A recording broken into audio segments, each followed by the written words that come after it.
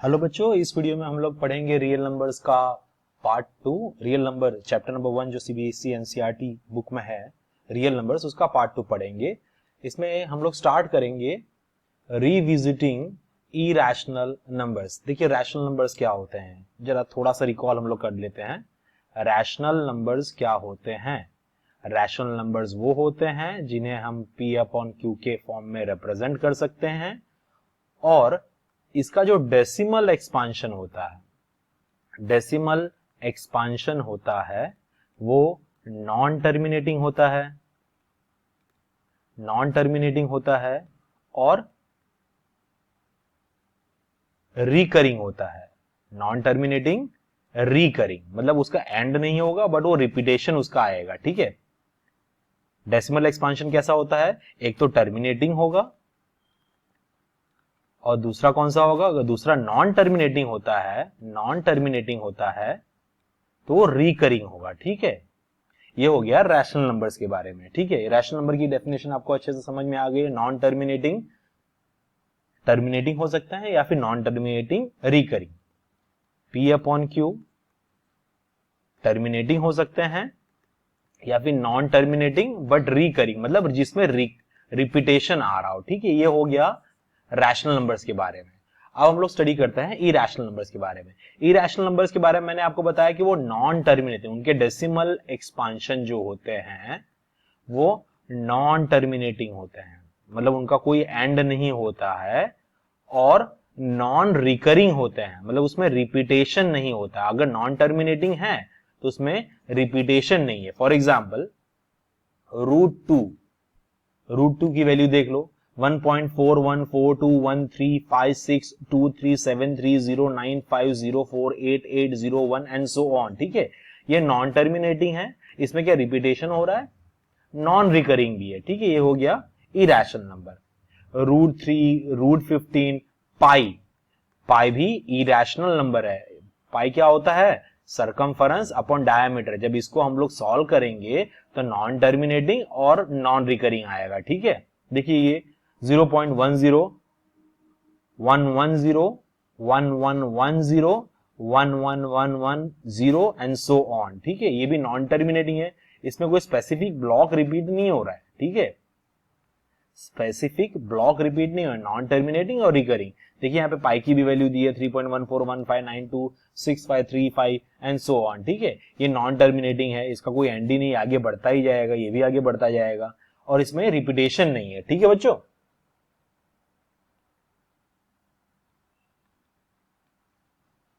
आगे बढ़ते हैं। Let P be a prime number if P divides A square then P divides A। ये theorem अच्छे से याद कर लिए। P कोई भी एक प्राइम नंबर है। अगर P किसी नंबर को, मतलब A स्क्वायर को अगर P डिवाइड कर रहा है तो क्या होगा? A को भी P डिवाइड करेगा। फिर से बता रहा हूं, अगर A स्क्वायर को कोई प्राइम नंबर डिवाइड कर रहा है तो A स्क्वायर के रूट को, मतलब A को भी P डिवाइड करेगा। फॉर एग्जाम्पल चलिए ए स्क्वायर की जगह मैं ले लेता हूं 625। ठीक है, अब 625 किसका स्क्वायर है? 25। ए स्क्वायर मतलब 25 का स्क्वायर। ठीक है, ओके। अब देखो ए स्क्वायर को एक प्राइम नंबर ले लेता हूं मैं 5। ठीक है, कौन डिवाइड कर सकता है 625 को? 5 डिवाइड कर सकता है, 5 प्राइम नंबर है। अगर 5 डिवाइड कर सकता है 625 को, तो 5 डिवाइड करेगा 625 के स्क्वायर रूट को भी। ठीक है, ये क्या हो जाएगा? 5 1 जा 5, 5 2 जा 10, 5 5 जा 25। देखो यहां पे 5 ने डिवाइड किया 625 को और आंसर आया 125। तो यहां पे 5 डिवाइड करेगा 625 के रूट को तो आंसर आएगा 5। ठीक है, आपको क्या दिमाग में रखना है कि अगर कोई प्राइम नंबर किसी ऐसे नंबर को, किसी स्क्वायर नंबर को डिवाइड कर रहा है तो वही प्राइम नंबर उसके स्क्वायर रूट को भी डिवाइड करेगा। ठीक है बच्चों, आगे बढ़ते हैं। हमें प्रूव करना है कि √2 इज एन इरैशनल नंबर। देखिए इरैशनल नंबर कौन से होते हैं? जिन्हें हम P अपॉन Q के फॉर्म में नहीं लिख सकते, इन्हें हम लोग कहते हैं इरैशनल नंबर। ठीक है, P अपॉन Q के फॉर्म में नहीं लिख सकते हैं। तो हम लोग हमारा इसका प्रूफ स्टार्ट कैसे करेंगे, हम लोग उल्टा मानेंगे, ठीक है। ये इरैशनल नंबर है, मतलब P अपॉन Q के फॉर्म में रिप्रेजेंट नहीं कर सकते हैं। हम लोग ऐसा मानते हैं, ऐसा मान लें कि चलिए √2 को हम लोग P अपॉन Q के फॉर्म में लिख सकते हैं, ठीक है। मुझे प्रूव करना है कि इरैशनल है, मैं ऐसा मान लूंगा कि √2 रैशनल है, फिर उसे आगे जाके गलत साबित कर दूंगा। Suppose that √2 is rational. अगर √2 रैशनल है तो √2 को मैं किस फॉर्म में लिख सकता हूं, P अपॉन Q के फॉर्म में लिख सकता हूं, जहां पे Q must not be equal to 0 और P और Q कैसे होने चाहिए, उनमें कोई कॉमन फैक्टर नहीं होना चाहिए, राइट। P और Q लोएस्ट फॉर्म में हो सकते हैं, P और Q कोप्राइम्स होने चाहिए, right. P and Q are coprimes, ठीक है। ओके बच्चों, याद रहेगा हमने उल्टा मान के स्टार्ट किया है कि √2 एक रैशनल नंबर है जिसे हम P अपॉन Q के फॉर्म में लिख सकते हैं। दोनों साइड स्क्वायर कीजिए, दोनों तरफ स्क्वायर कर लीजिए, क्या हो जाएगा, 2 equals to P square upon Q square. आप Q स्क्वायर को लेफ्ट साइड ले जाइए, 2 को नीचे ले आइए। इसका मतलब Q square is obtained by dividing P square with 2। हमने P स्क्वायर को जब 2 से डिवाइड किया तो आंसर क्या आया, Q स्क्वायर। इसका मतलब क्या समझ रहे हैं आप, इसका मतलब ये कि 2 डिवाइड्स P स्क्वायर, ठीक है। 2 डिवाइड कर रहा है P स्क्वायर को, तो ही तो आंसर Q स्क्वायर आ रहा है। मतलब 2 डिवाइड्स, अभी जो हमने पहले थ्योरम स्टडी किया था उसके हिसाब से, अगर 2 डिवाइड कर रहा है P स्क्वायर को तो 2 डिवाइड करेगा P को भी, ठीक है। 2 डिवाइड कर रहा है P को, इसका मतलब समझिए बच्चों कि P के अंदर 2 इंटू समथिंग होना ही चाहिए, तो ही तो ये डिवाइड होगा, किससे, 2 से डिवाइड हो सकता है ना, तो ही, ठीक है बच्चों। तो मैं ऐसा मान लेता हूं कि P के अंदर 2 का एक फैक्टर आ रहा है, P equals to 2 into something मैं लिख सकता हूं, 2 इंटू ए ले लूं, चलेगा, ठीक है, ले लेते हैं। यहां पे जो हमने इक्वेशन किया था इसे आप इक्वेशन नंबर 1 दे दीजिए, इसे हमने इक्वेशन नंबर 2 दे दिया। अब 2 को 1 के अंदर रखिए, देखिए 2 को 1 के अंदर रखिए, आप इसमें भी रख सकते हैं, इसमें भी रख सकते हैं, ठीक है। Put P equals to 2a in 1। अगर 1 के अंदर हम रखते हैं तो क्या होगा, अगर 1 के अंदर हम लोग रखते हैं तो क्या होगा, देखिए यहां पे 1 क्या था, Q square equals to P square upon 2, ये था। इसके अंदर P की वैल्यू हमने क्या डालनी है, पुट P इक्वल्स टू, कहां से ले रहे हैं हम लोग, ये 2 में से ले रहे हैं, ठीक है, पॉइंट नंबर 2 से ले रहे हैं। P की वैल्यू क्या डालनी है, 2a डालना है, चलिए डाल देते हैं इसमें, ठीक है। तो Q स्क्वायर क्या हो जाएगा, Q square equals to, P की जगह पे 2a लगा दीजिए, 2a का स्क्वायर अपॉन 2, ये क्या हो जाएगा, Q square equals to 4a square upon 2, ठीक है। 2 1 जा 2 2 जा कट हो गया, यहां पे ये मल्टीप्लाई हो रहा है 2 a स्क्वायर के साथ, इधर भेज दीजिए, डिवाइड हो जाएगा। मतलब इस बार Q स्क्वायर को डिवाइड किया जब हमने 2 से तो आंसर आया a स्क्वायर, ठीक है।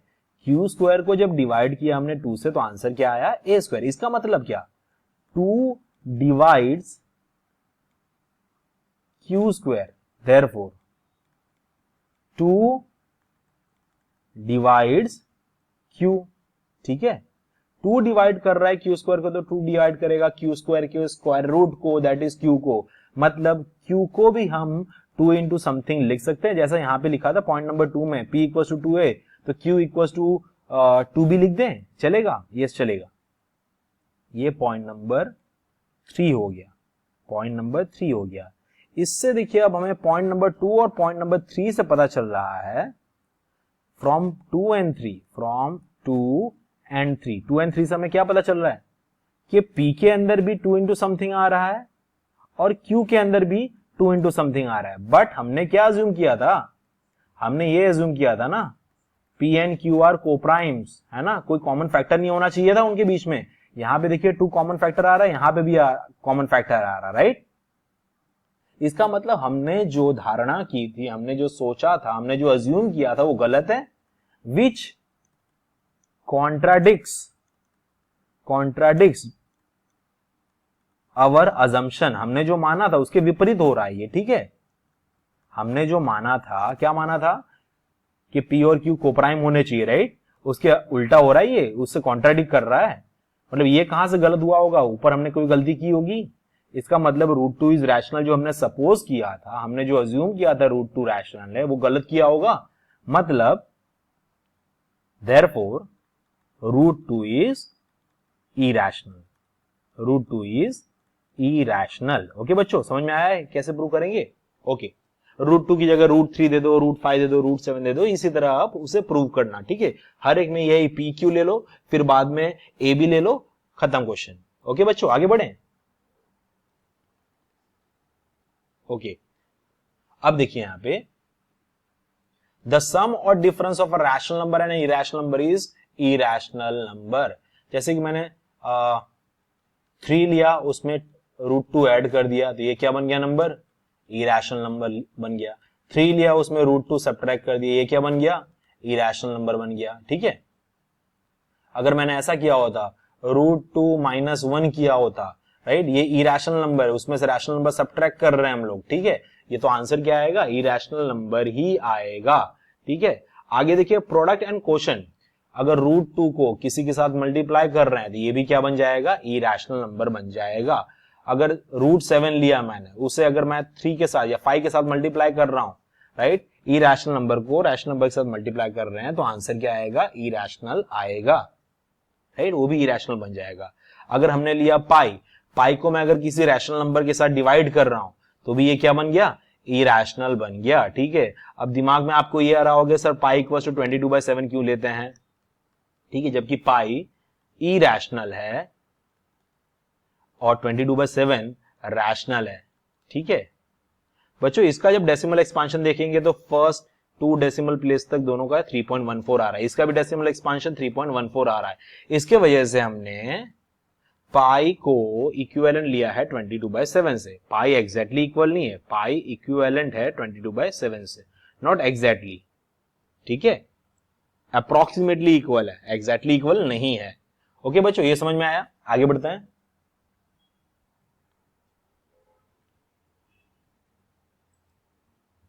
Show that 5 minus root 3 is irrational. अभी हमने जो स्टडी किया कि अगर किसी रैशनल नंबर में से इरैशनल नंबर सब्ट्रैक्ट कर रहे हैं तो आंसर क्या होगा? इरैशनल होगा। पर इसे प्रूव कैसे करेंगे, ठीक है।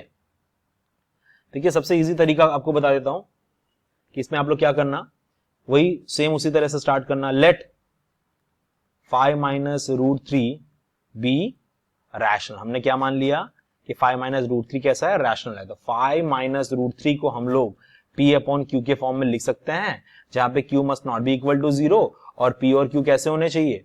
P और Q कोप्राइम्स होने चाहिए, मतलब उन दोनों में कोई common factor, no common factors, right, उन दोनों के बीच में कोई कॉमन फैक्टर नहीं होने चाहिए, ठीक है। अब देखिए ये 5 को इस तरफ ले ले, ओके, तो क्या हो जाएगा? Minus root 3 equals to P upon Q minus 5। Okay, ये माइनस साइन इस तरफ अगर ट्रांसपोज कर दें, या फिर हम लोग क्या कर सकते हैं, रूट 3 को इस तरफ ले लो और P बाई Q को इस तरफ ले लो, तो क्या हो जाता? रूट 3 को अगर इस तरफ लाता मैं राइट साइड की तरफ, तो पॉजिटिव बन जाता, और वहां पे 5 ऑलरेडी था। P बाई Q जो इस तरफ पॉजिटिव है, उसे अगर लेफ्ट साइड में ले आता तो नेगेटिव बन जाता, ठीक है। अब बताइए 5 रैशनल है या इरैशनल? 5 रैशनल है।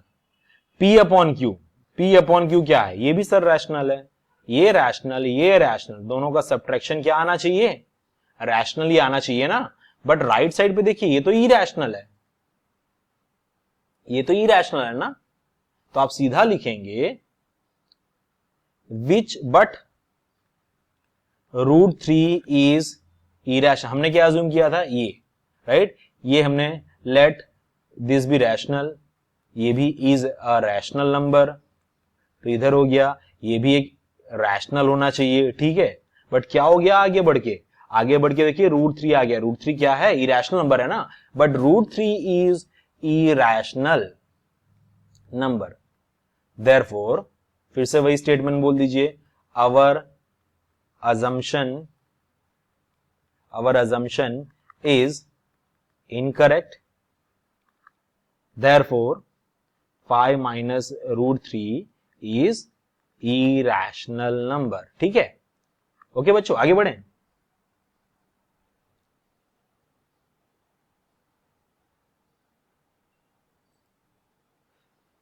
Show that 3 root 2 is an irrational number. फिर से उसी तरह स्टार्ट करिए. Let 3 root 2 be rational. ठीक है, ऐसा मान लिया कि ये रैशनल है. तो 3 रूट 2 को हम लोग क्या लिख सकते हैं? 3 रूट 2 को क्या लिख सकते हैं? P upon Q, where Q should not be equal to 0 and P and Q must be coprime होने चाहिए. ठीक है, कोप्राइम मतलब नो कॉमन फैक्टर. उनके दोनों में P और Q में कोई भी कॉमन फैक्टर नहीं होना चाहिए. No common factors. ठीक है, P और Q लोवेस्ट फॉर्म में होने चाहिए. उनके बीच में कोई भी कॉमन फैक्टर नहीं होना चाहिए. ठीक है, अगर ये हमने माना रैशनल है तो ये देखिए 3 को इधर भेज दीजिए. एक रैशनल नंबर को दूसरे रैशनल नंबर से अगर डिवाइड करेंगे तो आंसर क्या आना चाहिए? देयरफॉर 3 को हम ले जा रहे हैं राइट साइड की तरफ. एक रैशनल नंबर था, उसमें आके एक दूसरा रैशनल नंबर डिवाइड हो गया, तो आंसर क्या होना चाहिए? इज ऑल्सो रैशनल ही आना चाहिए ना. ठीक है, बट लेफ्ट साइड में देखिए रूट 2 है. रूट 2 क्या है? इरैशनल. और राइट साइड में देखिए एक रैशनल. कभी ऐसा पॉसिबल है? नहीं है, right. But root 2 is irrational, right? Therefore, our assumption is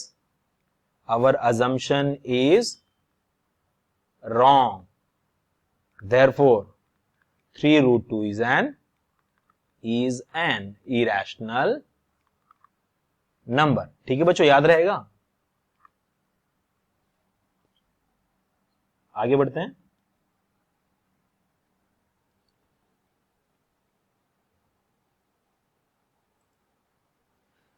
prove that root 5 is irrational. ये आपको होमवर्क में करना है. रूट 5 को कैसे प्रूव करेंगे? हमने सपोज कर लिया लेट रूट 5 बी रैशनल. ठीक है, अब आगे क्या करेंगे? रूट 5 अगर रैशनल तो root 5 equals to P upon Q के फॉर्म में लिख सकते हैं, जहां पे Q should not be equal to 0 and P and Q कैसे होने चाहिए? P and Q should be coprime होने चाहिए. ठीक है, अगर P एंड Q कोप्राइम है तो दोनों तरफ स्क्वायर करिए. स्क्वायरिंग करेंगे दोनों तरफ, क्या होगा? 5 equals to P square by Q square. इसका मतलब आगे क्या हो गया? P 5 को इधर ले जाइए, Q स्क्वायर को लेफ्ट साइड ले जाइए. Q square equals to P square upon 5. मतलब 5 डिवाइड कर रहा है P स्क्वायर को, तो आंसर आ रहा है Q square, right. 5 divides P square.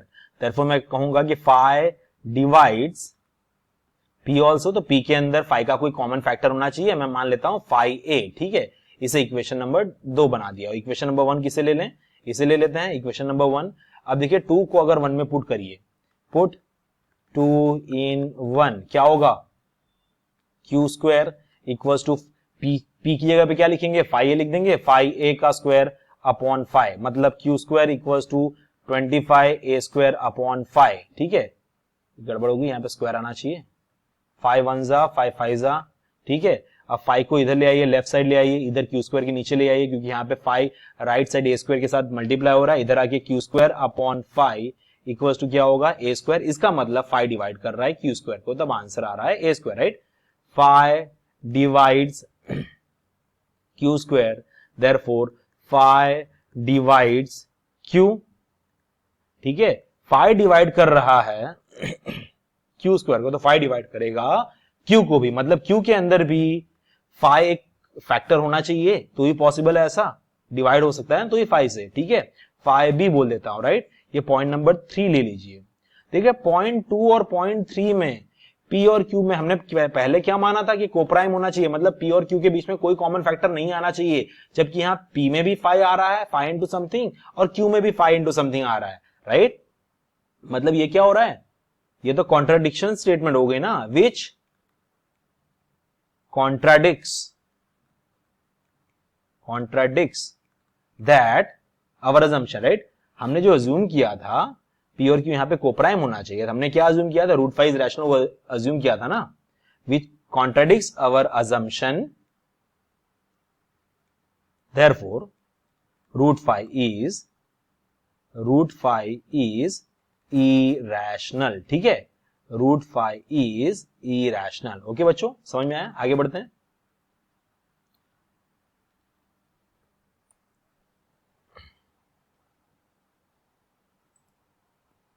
Same इसमें भी आप ऐसे स्टार्ट करिए, 3/2 root 5 equal to P upon Q, right. हमने रैशनल नंबर मान लिया, तो रैशनल में जब एक रैशनल नंबर सब्ट्रैक्ट होगा p upon Q minus 3, right, ये क्या हो जाएगा, इसे ले जाइए लेफ्ट साइड की तरफ, root 2 equal to 1/2 p upon Q minus 3 is also rational होना चाहिए था, ठीक है। देखिए यहाँ पे p अपॉन क्यू रैशनल है, सॉरी फिर से कर देता हूं मैं,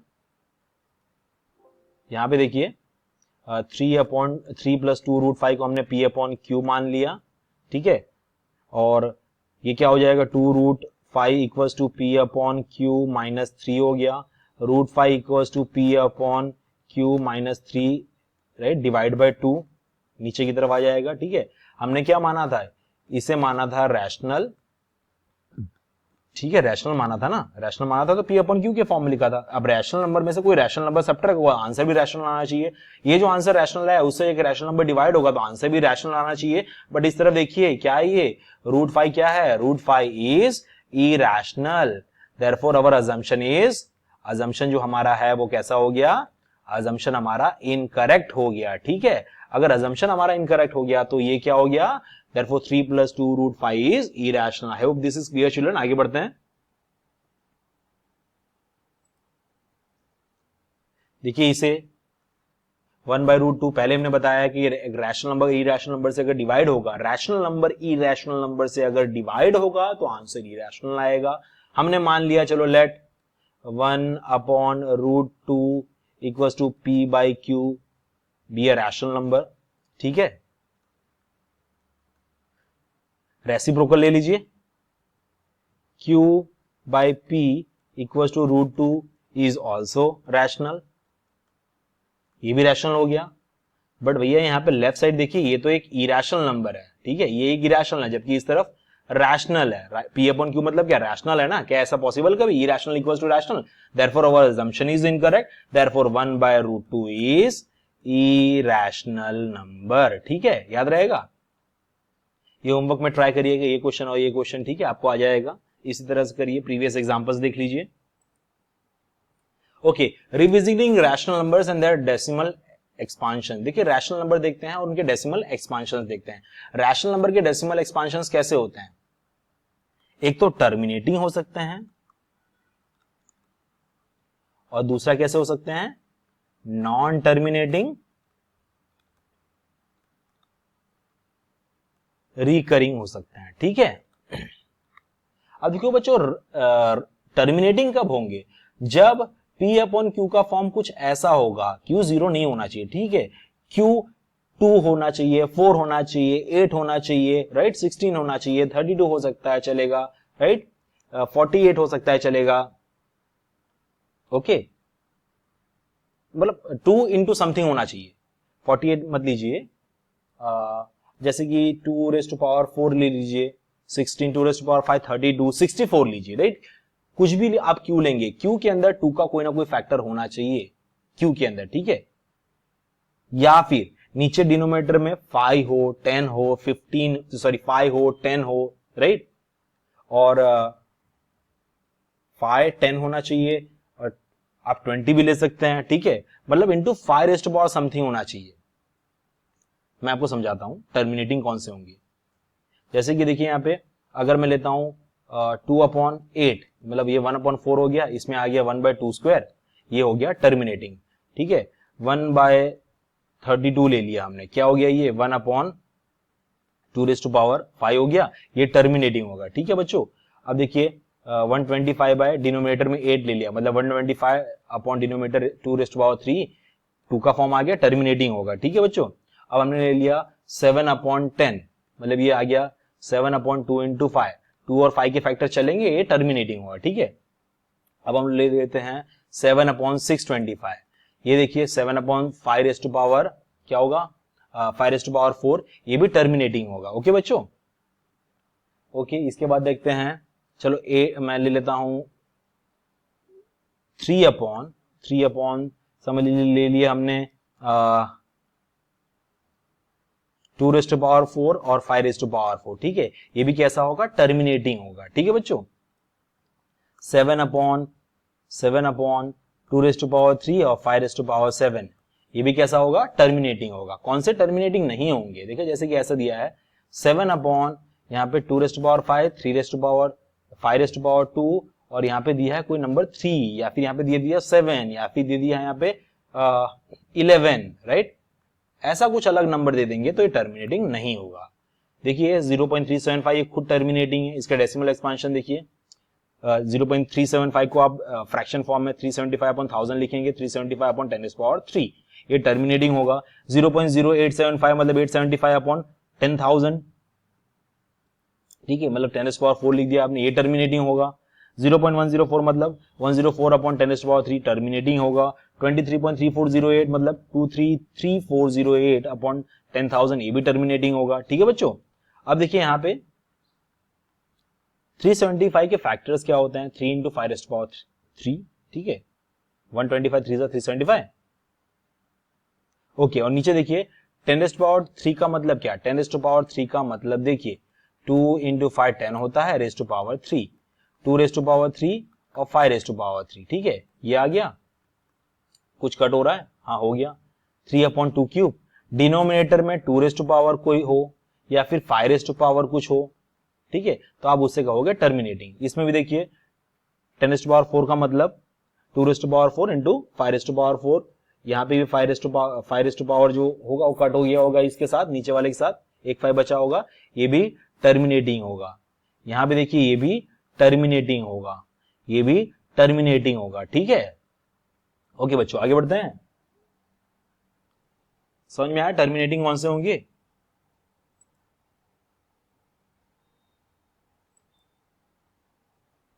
Let x be a rational number whose decimal expansion terminates, then x can be expressed in the form of p/q, जहां पे q कैसा होना चाहिए, 2 rest power n into 5 rest power m। अगर हमारे पास कोई रैशनल नंबर है p/q, अगर ये टर्मिनेटिंग है तो q का फॉर्म कैसा होगा, 2 रेस्ट पावर कोई पावर हो सकता है, 5 रेस्ट पावर भी कोई पावर हो सकता है, ठीक है, ये याद रखिएगा। अगर p/q टर्मिनेटिंग है तो डिनोमिनेटर का form 2 raised to power n into 5 raised to power m के फॉर्म में होगा, ठीक है बच्चों।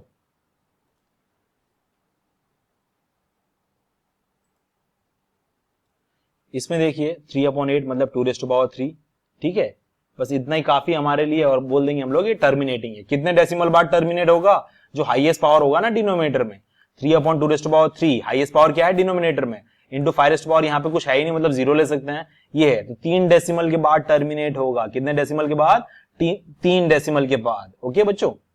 यहाँ पे देखिए 125 मतलब क्या, 125 मतलब क्या, 13/5 क्यूब, तो कितने डेसिमल बाद टर्मिनेट होगा, ये 3 डेसिमल बाद, ओके। इसमें देखिए 7/80 का मतलब हम लोग लिख दिया 2 rest power 4 into 5 rest power 1, यहाँ पे देखिए 2 और 5 का फॉर्म है, टर्मिनेटिंग होगा, कितने डेसिमल बाद टर्मिनेट होगा, 4 डेसिमल के बाद टर्मिनेट होगा, ठीक है बच्चों। देखो इसके आंसर में 1 2 3 4 है ना, यहाँ पे देखिए 5 रेस्ट टू पावर 4 है, तो कितने डेसिमल के बाद टर्मिनेट होगा, 4 डेसिमल के बाद टर्मिनेट होगा। देखिए 1 2 3 4, ओके बच्चों, समझ में आ रहा है, क्लियर है, आगे बढ़े। Let x equals to p/q be a rational number such that prime factorization of q is of the form this. p/q अगर कोई रैशनल नंबर है और q का फॉर्म कुछ ऐसा आ रहा है, 2 raised to power m into 5 raised to power m, तो याद रखिएगा इसका डेसिमल एक्सपांशन क्या होगा, डेसिमल एक्सपांशन टर्मिनेटिंग होगा। कैसा होगा, टर्मिनेटिंग होगा, ओके बच्चों। ये जो अभी पहले हमने थ्योरम किया 1.5 उसी का वाइसे वर्सा है, ठीक है बच्चों, समझ में आ रहा है। p/q टर्मिनेट कब होगा, जब डिनोमिनेटर का फॉर्म होगा 2 raised to power n into 5 raised to power m, ठीक है, समझ में आ रहा है, आगे बढ़ते हैं।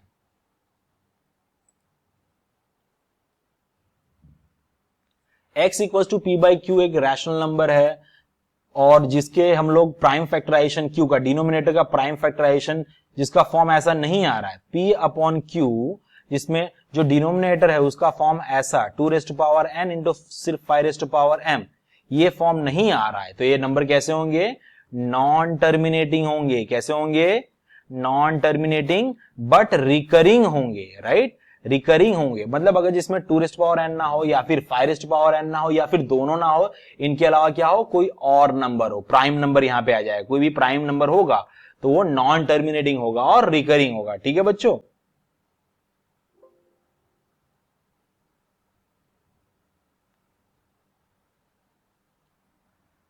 देखिए इस एक्सरसाइज 1.4 में without actual performing the long division state whether the following rational numbers will have a terminating decimal expansion और non terminating decimal expansion.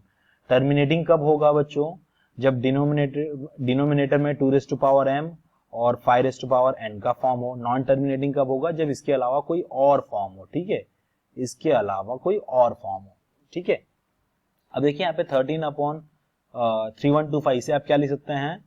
13 upon, अगर आप इसके प्राइम फैक्टर्स निकालेंगे तो क्या आएगा? ये 5 आएगा। ठीक है, चलिए डिनोमिनेटर में ये वाला 5 है, ये टर्मिनेटिंग होगा। इसमें देखिए 17 अपॉन 2 ये भी टर्मिनेटिंग होगा, ये टर्मिनेटिंग, ये भी टर्मिनेटिंग। ठीक है, ओके आगे बढ़ते हैं। अब यहां पे देखिए 64 अपॉन 455, डिनोमिनेटर का क्या होगा फैक्टराइजेशन? 64 अपॉन 5 इंटू 7 इंटू 13, ये प्राइम फैक्टर्स निकलेंगे। ये तो 2n और 5m का फॉर्म नहीं है, तो ये नॉन टर्मिनेटिंग होगा। ठीक है बच्चों, बताइए ये कितने डेसिमल के बाद टर्मिनेटिंग होगा? 5 डेसिमल प्लेसेस के बाद टर्मिनेटिंग होगा। ये बताइए कितने डेसिमल के बाद टर्मिनेटिंग होगा? 3 डेसिमल प्लेसेस। ओके, ये नॉन टर्मिनेटिंग होगा। अब देखिए 15 अपॉन 1600 मतलब ये हो गया 15 अपॉन 2 और 5 ये 2n इंटू 5m का फॉर्म हो गया, तो ये टर्मिनेटिंग होगा। कितने डेसिमल के बाद टर्मिनेटिंग होगा? कितने डेसिमल के बाद टर्मिनेटिंग होगा? हाईएस्ट पावर देखिए यहाँ पे क्या है? 2 है, तो 6 डेसिमल प्लेस के बाद टर्मिनेटिंग होगा। अभी तो देखते पता चल रहा है कि नॉन टर्मिनेटिंग होगा। 29 अपॉन ये क्या हो गया? 7 ये नॉन टर्मिनेटिंग होगा क्योंकि इसका फॉर्म 2n और 5m का फॉर्म नहीं है। ठीक है, तो ये नॉन टर्मिनेटिंग हो गया। ठीक है बच्चों, ये देखिए 2n इंटू 5n का फॉर्म हो गया, ये टर्मिनेटिंग होगा। कितने डेसिमल के बाद टर्मिनेट होगा? हाईएस्ट पावर 2, यहाँ पे 2 का है वो है 3, तो 3 डेसिमल प्लेस के बाद टर्मिनेट होगा। ये देखिए 2 का भी फॉर्म है, 5 का है, पर उसके अलावा और भी कोई यहाँ पे घुस गया है। ठीक है, तो ये नॉन टर्मिनेटिंग होगा। ये हो गया 6 अपॉन 3 इंटू 5 15, ये 2 इंटू n इंटू 5m का फॉर्म नहीं है, तो ये नॉन टर्मिनेटिंग हो गया। अब ये देखिए ये 35 अपॉन क्या होगा? ये 2 इंटू 5 ठीक है, ये टर्मिनेटिंग होगा। टर्मिनेटिंग होगा कि नहीं होगा? यस, ये टर्मिनेटिंग होगा। और कितने डेसिमल के बाद टर्मिनेटिंग होगा? ये डिनोमिनेटर का फॉर्म कौन सा हो गया? 2n इंटू 5m फॉर्म हो गया। ठीक है, तो ये टर्मिनेटिंग होगा। कितने डेसिमल के बाद होगा? हाईएस्ट पावर 2 है ना, तो 2 डेसिमल के प्लेस के बाद टर्मिनेट होगा। ये देखिए 77 अपॉन 21 मतलब 3 इंटू 7 इंटू 2 इंटू 5, ठीक है, 3 7 21, 21 10 ये वाला फॉर्म है, पर उसके अलावा और भी आ गया, तो ये नॉन टर्मिनेटिंग होगा। ठीक है बच्चों, राइट डाउन द डेसिमल एक्सपांशंस। ठीक है, आपको डेसिमल एक्सपांशन इसका लिखना है। कैसे लिखेंगे? ठीक है, डिवाइड करके लिख सकते हैं या फिर डायरेक्टली डिनोमिनेटर में 100, 10, 100, 1000। ठीक है, जैसे कि ये देखिए 17 अपॉन कितना था? 2 था, तो इसे मैं किससे मल्टीप्लाई करूंगा? 10 बनाने के लिए पावर 3 है ना, तो 5 मल्टीप्लाई कर दो, ऊपर भी नीचे भी। ठीक है, और फिर सॉल्व करके यहाँ पे देखो कितना जीरो आ जाएंगे? 1 2 3 जीरो आ जाएंगे। ठीक है, उसके ये जो ऊपर न्यूमरेटर का आंसर आएगा उसके नीचे 3 जीरो, फिर डेसिमल में कर दीजिए। ओके बच्चों, आगे बढ़े। क्वेश्चन नंबर 2 1 पर डिपेंड करता है। ठीक है, आगे बढ़ते हैं।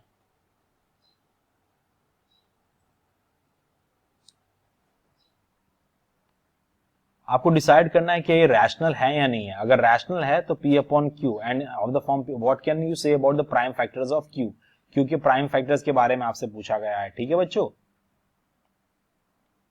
अब देखिए इस क्वेश्चन में कैसे हम इसे सॉल्व करेंगे। ये कैसा आपको दिखाई दे रहा है, ये टर्मिनेटिंग है ना, कुछ समय बाद रुक जा रहा है ना, ये टर्मिनेटिंग है। 43 पॉइंट जो है पॉइंट को हटा दो, 1 2 3 4 5 6 7 8 9, मतलब यहाँ पे 1 2 3 4 5 6 7 8 9 आगे 1, ठीक है, ये वाला फॉर्म हो गया। ओके, 2⁹9 और 5⁹9 का फॉर्म हो गया। ओके, टर्मिनेटिंग होगा ये, प्राइम फैक्टर्स ये वाले फॉर्म में आ जाएंगे। जो टर्मिनेट नॉन टर्मिनेटिंग होगा, नॉन टर्मिनेटिंग नॉन रिकरिंग है, तो ये कैसा हो गया, ये नंबर कैसा हो गया बच्चों, यहाँ पे 120 1200 12000 12 4 times 0 right, so on. Non terminating non recurring, ये इरेशनल हो गया, ये इरेशनल नंबर्स हो गए, ठीक है। अब इसके बाद देखिए ये नॉन टर्मिनेटिंग है बट रिकरिंग है, ठीक है, नॉन टर्मिनेटिंग बट रिकरिंग है। ओके, नॉन टर्मिनेटिंग रिकरिंग है तो कैसा होगा ये,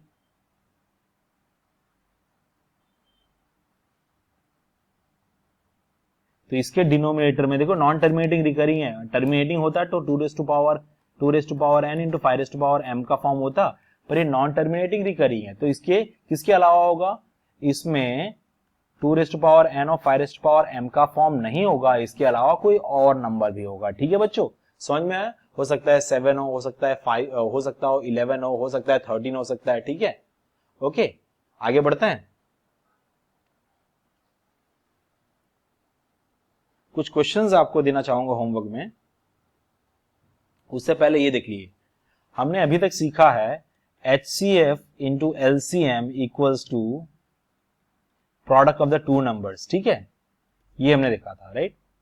पर अगर हमारे पास तीन नंबर होते हैं, HCF PQR का है इंटू LCM PQR का, ये इक्वल नहीं होगा P into Q into R से, ठीक है।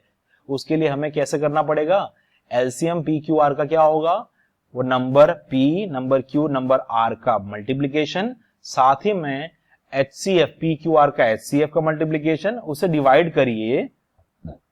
देखो यहाँ पे PQR तीनों नंबर का HCF और दो का ग्रुप बना के HCF, उससे डिवाइड कर दीजिए, ठीक है। जब LCM अगर हमें फाइंड करना है PQR का, तीन नंबर आ गए, ठीक है, और HCF हमारे पास है, तो PQR का PQR वो तीनों नंबर का प्रोडक्ट, फिर तीनों नंबर का HCF, फिर दो नंबर का HCF ग्रुप बनाकर, ठीक है बच्चों, इजी है ये, समझ में आ रहा है।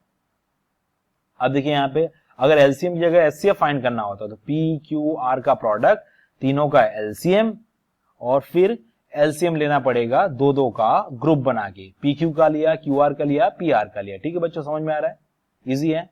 ओके बच्चों, अब देखिए बच्चों पाई के बारे में थोड़ा डिस्कशंस कर लेते हैं। पाई होता क्या है, सरकमफरेंस अपॉन डायमीटर। ये देखिए अगर यहां से मैं स्टार्ट करता हूं तो यहां से पूरा घूम के जो जाएंगे हम लोग, वो होगा सरकमफरेंस, ठीक है। Pi equals to circumference upon diameter, pi equals to circumference upon 2 into radius, तो सरकमफरेंस क्या हो जाएगा, सब्जेक्ट बनाएंगे तो circumference equals to 2 pi r, ठीक है बच्चों, समझ में आ रहा है।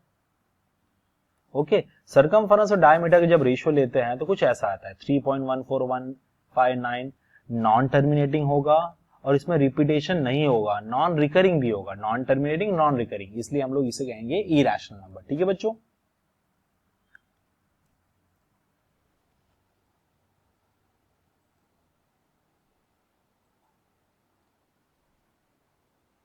अब देखिए पाई की अप्रोक्सीमेट वैल्यू कितनी है, 3.1415926 एंड सो ऑन, ठीक है।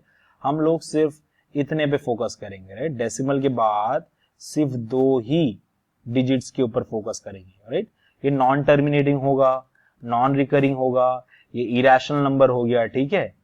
अब हम लोग लेते हैं 22/7, 22/7 की देखो फर्स्ट टू डेसिमल प्लेस तक वैल्यू कितनी आ रही है, 3.14, देखो दोनों सेम ही आ रही है ना, दोनों सेम ही आ रही है राइट, जबकि पाई इरेशनल है और 22/7 रैशनल है, ठीक है। तो इसलिए हम लोग अप्रोक्सीमेटली इक्वल वैल्यू लेते हैं राइट, हम कभी भी एग्जैक्टली इक्वल वैल्यू नहीं लेते हैं पाई की, ठीक है। क्वेश्चंस न्यूमेरिकल सॉल्व करने के लिए अप्रोक्सीमेटली लेते हैं। अब इस वीडियो के बाद जो पार्ट 3 बनेगा बच्चों, उसमें हम लोग सीधे बोर्ड के क्वेश्चंस प्रैक्टिस करेंगे, ठीक है। टेक्स्ट बुक के क्वेश्चंस काफी नहीं है, इस कॉन्सेप्ट क्लियर के लिए ठीक है। अब बोर्ड में कैसे क्वेश्चन पूछे गए हैं वो हम लोग स्टडी करेंगे, ठीक है बच्चों।